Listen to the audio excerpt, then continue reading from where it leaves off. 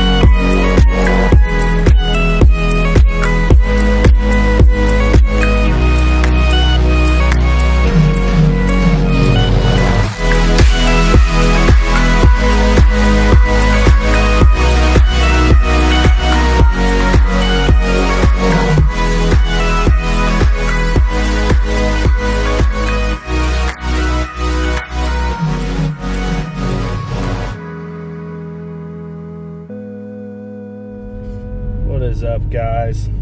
This is Cruising the Country Life here. Just set off in the new ZL1 1LE. First drive. Driving it to get the wrap on. We got 35 miles on the car. And we got little Denver with us. So, the stick life here. Alright guys, driving on the interstate from the dealership. Got 41 miles on the car now. So, talk a little bit about what led me to this car, the different factors. Always loved the ZL1 ever since it came out. The 5th gen, I've loved those. When the 6th gen came out, that was just, to me, one of the most amazing looking cars on the road. Just downright amazing. Subscriber of Guitarmageddon ZL1. Loved his red ZL1. Really interested in the 10-speed. Interested in the ZL1 altogether, just with the power and the performance that the ZL1 gives you for the money. I just don't think you can beat it. So, kind of jokingly, a local dealer of mine, not jokingly that they had one, but joking, you know, they had a ZL1 come in, and you know, I drooled over it. I'd drive past the dealership probably 5 times a day while I'm working.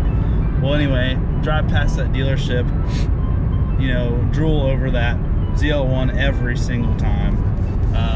And one night, me and my wife were going to dinner with our kids in Denver and Paisley, and I said, "Look at that ZL1." I was like, "We should buy that." She's like, "Okay." I'm like, "Are you serious?" She's like, "Yeah, why not?" I'm like, "Well, it's pretty expensive, and you know, we're not rich." But anyways, that kind of is what started it all, really. From there, I started thinking about, you know, what I could do to get it. As I'm sure you'll see a clip of, you know, I had a 2004 Dodge Ram SRT10, the Viper-powered pickup truck that Dodge made for a few years. That was my dream vehicle ever since it came out as well. So I was lucky enough to purchase one a few years ago. I had a really fun 3 years with that. And I thought, well, you know, if I sell that truck, as much as I love it, like, I would have as much fun or more fun with the new ZL1. So my father, he also loves the truck, so I got to talking to him, and he said, you know, he was actually thinking of buying one himself, and we'd have two. But I was like, "Dad, you know, why don't you buy mine? You know where it's been. You know, I've fixed all the little stuff with that truck that needs fixed to make them super reliable. It was ready to go, low mileage, obviously a good price since it was my dad." So long story short, he bought that, and I had another truck. I'm a truck person, actually, by the way. This is my very first car ever. I never even owned a used car. I've owned pickup trucks, and since I've been married, I've owned SUVs for us and our children, but trucks from day one. When I was 16 years old, I had a 94 Dodge dually diesel, Cummins diesel. Me and my dad loved the Cummins diesels. But anyways, still have another 95 that's super clean, rust-free. But not where I was going with that, but so I had another truck, 1950 Chevy, just a little half-ton, a really cool original rust-free truck. So I was like, well, you know, I love the truck. I've had it since I was 17 years old. You know, I've drove the truck around a lot, taken it to all kinds of cruise-ins and shows. But, you know, as I get older, I drive it less and less because I had the SRT10 and then with the family and everything. So it just wasn't as practical to drive. You can't even drive it on the interstate because the top speed is about 60 at the most. It's more comfortable at 50 to 55. So I sold that, sold my SRT10 and a few other little things. And, you know, I was like, you know, if I can sell this stuff, come up with a really good down payment, I could keep my monthly payment, you know, to where it's reasonable and not, you know, a lifetime of payments for a car.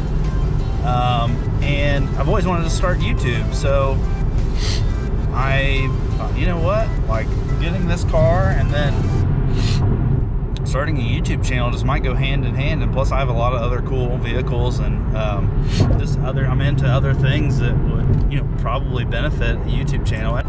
What led me to the ZL1, I'm not any kind of fanboy, not a Chevy fanboy, Ford, nothing. I've had pretty much everything. I love Dodge stuff. I think the Challenger and the Charger are awesome. I think their power is awesome. The Hellcats and the Hellcat Red Eyes and stuff. But I just feel like the reliability is lacking on those newer vehicles, on the Fiat owned ones. So kind of, you know, I was kind of veering away from that side of things. The big competitor for this car is the GT350R, I guess, or the 350 in general. I didn't test drive one of those, but I test drove a GT and talked about doing some performance packages to where you could supercharge one of those. And that was really tempting to me because the Mustang is more comfortable than this car, especially for being a bigger guy.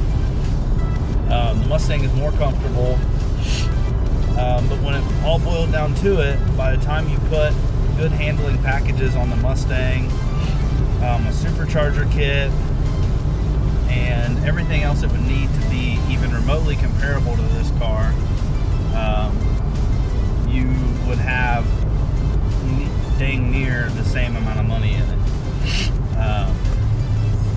This car, the MSRP is $71,495, I believe, and I was able to get it for, I want to say, I'd have to look at the paper, and we can go over the actual numbers. I'll correct myself, but anyways, I believe it was 67 something, 67, low 67,000 before taxes and all. Anyways, so was able to get this car with the 1LE pack for about, you know, only about 5,000 more, or maybe even not that much more than what it would cost me to build a GT Mustang with, you know, the 700 to 800 horse range,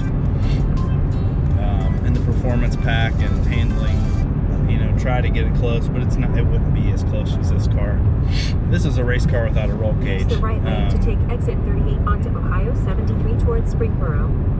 Ultimately, I was just in love with this platform, in love with the looks of the car, in love with everything about it, really. The engine, the drivetrain, the Mustang. I felt like it would be awesome with the power.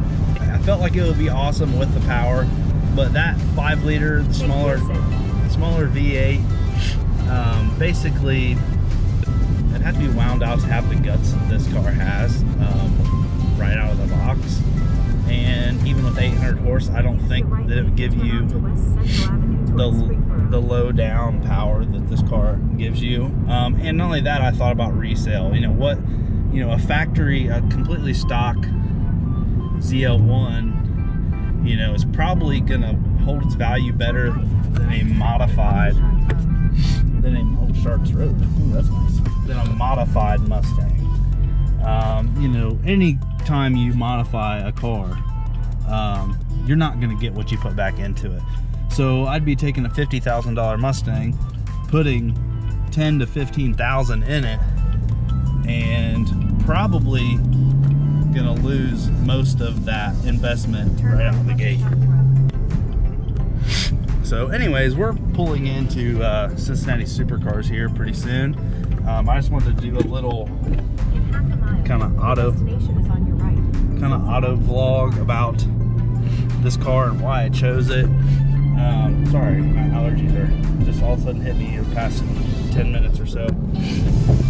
But just wanted to do a little explanation and a first drive of this car, and you know, my impressions are just, I'm overwhelmed with this car as of now. Guys, stick around, subscribe. We're gonna have a lot of cool content with this car and more things. You know, when it's not driving season, we're gonna have some other cool stuff going on. I hunt. I do, like, you know, projects at home with my house. We're you know, renovating our house. So all that cool stuff. But stick around and yeah, subscribe, like this video, leave me some comments, and we'll go from there. Thank you. Yeah. It looks slow. Okay. Yeah. 3 towards Springboro. We almost popped a wheelie, Denver says. I'm not sure about that, but we'll go with it.